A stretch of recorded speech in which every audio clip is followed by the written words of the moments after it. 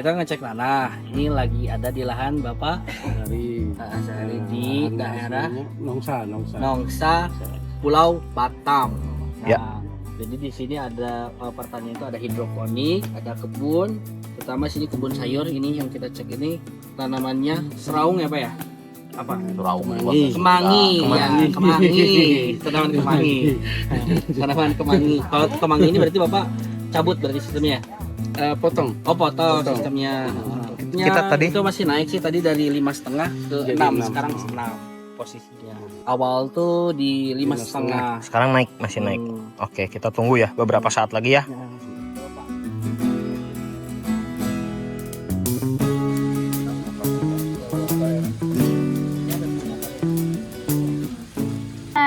Kembali lagi bersama saya Natalia dari LP Healthy Baby. Jadi siang ini kita kedatangan nih pupuk baru nih dari Bios 44 ya. Jadi Bios 44 ini dia berbahan dasar organik ya untuk pembena tanah. Jadi seperti yang kita tahu bahwa tanah-tanah para petani sekarang itu sudah terlalu banyak menggunakan kimia, jadinya tanah kita itu menjadi tandus, jadi perlu digemburkan lagi, unsur haranya perlu dihidupkan kembali. Salah satu caranya adalah dengan menggunakan Bios 44 DC. Jadi bagi teman-teman petani yang merasa bahwa tanahnya sudah mulai tandus, boleh coba ya ini dia produknya kan.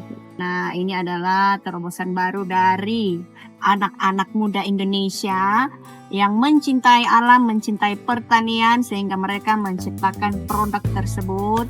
Produk ini untuk mengembalikan unsur tanah, untuk membantu para petani kembali kepada alam, untuk membantu meningkatkan hasil-hasil daripada pertanian, sehingga para petani juga menghasilkan produk yang bagus yang bisa bersaing dengan produk-produk luar negeri.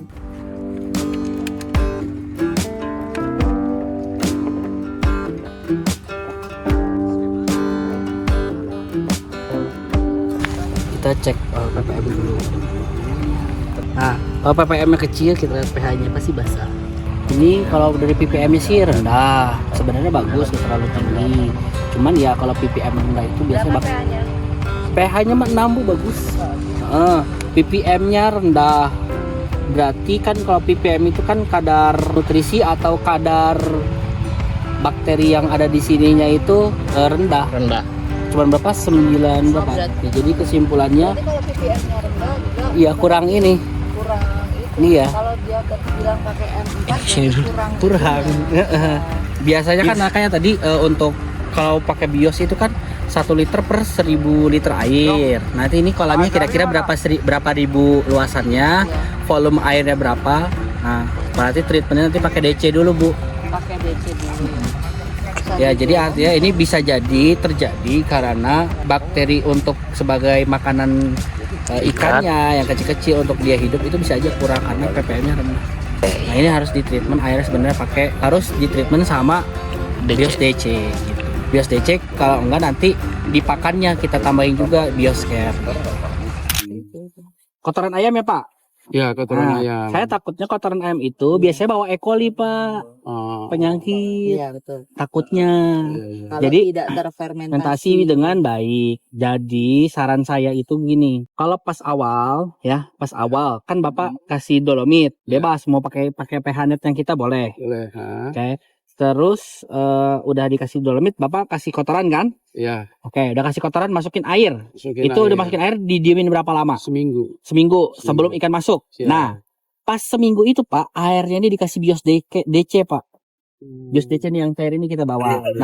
Contoh misalkan 1 kolam aja berapa kubik airnya? ini 15 kali 15 nih. Bentar, 45 berarti ininya dalamnya Pak. kedalaman rata-rata maksimal 1 meter. Oke. 1 meter. Nah, ini kan DC ya. Nah, ini bisa kita kasih sekitar 2 liter. Ada ikannya juga nggak masalah sebetulnya. Ya, ini kan pakan asli nih, pengue nih, belum ada campuran. Oke. Nah, terus saya fermentasi molase sama M4 selama 7 hari. Baru saya campurkan ke pakan. Saya aduk untuk dikasih makan. Tambah ini booster ini. Oke. Ini untuk vitamin tambahan. Karena kita ya namanya awam ya, ya Iya. nggak ngerti apa.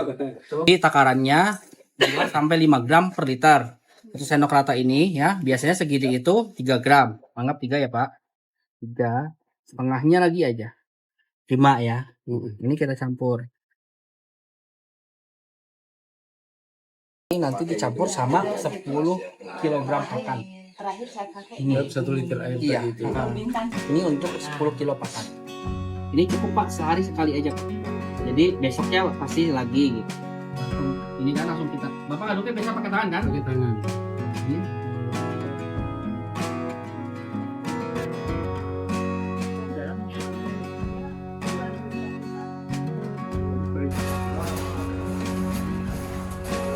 Yang tadi, ini kalau ada ikannya tinggal disiram aja. Harusnya sih siramnya merata gitu ya. Tapi jadi kita siram aja ya langsung ya. Jadi biasanya rata. Nah, kalau awal mah lebih enak Pak, lebih rata jadi. Awal sih enaknya jadi biar rata kan bakteri biar apa? Tumbuh dulu nyebar berkembang biak, apalagi kan ada kohenya kan. Makanannya untuk bersama ini lebih enak. Betul. Itu kan plankton itu kan makanan yang masih larvanya kan. Sebetulnya kenapa kita menyarankan di awal. Jadi kalau mau akhir bisa juga gitu. Cuman ya kita harus rata nyebarnya. Karena kalau sebenarnya kalau memang bisa itu bios ini masuk dari awal itu, paling enggak kan itu bisa mengundang bakteri-bakteri baiknya. Betul. Nah, dia bisa dapat apa kutu-kutu air Kutu yang airnya timbul betul. gitu. Sebagai makanan larvanya nanti emang seperti itu Pak tujuannya. Kenapa emang diberikannya di awal? Kalau kita hitung-hitung secara manual tadi itu ya jauh lebih hemat sebenarnya sih. Saya tidak perlu beli M4, tidak perlu beli molase, dan tidak perlu beli booster lagi. Terus perbandingannya beda jauh, Pak. Jauh dong. Kalau pakai Bios 44 ini ya kita kan hanya mengeluarkan 2 liter air ya dalam satu kolam ya, 2 liter itu. Nah, kalau kita pakai molase itu mau sampai 20 liter. Molasenya M4-nya lagi mau 45 botol gitu kan. Belum tambah boosternya, paling enggak boosternya itu sampai dia 5 botol. 5 botol aja udah berapa juta ya Pak ya? Itu Kan banyak kan?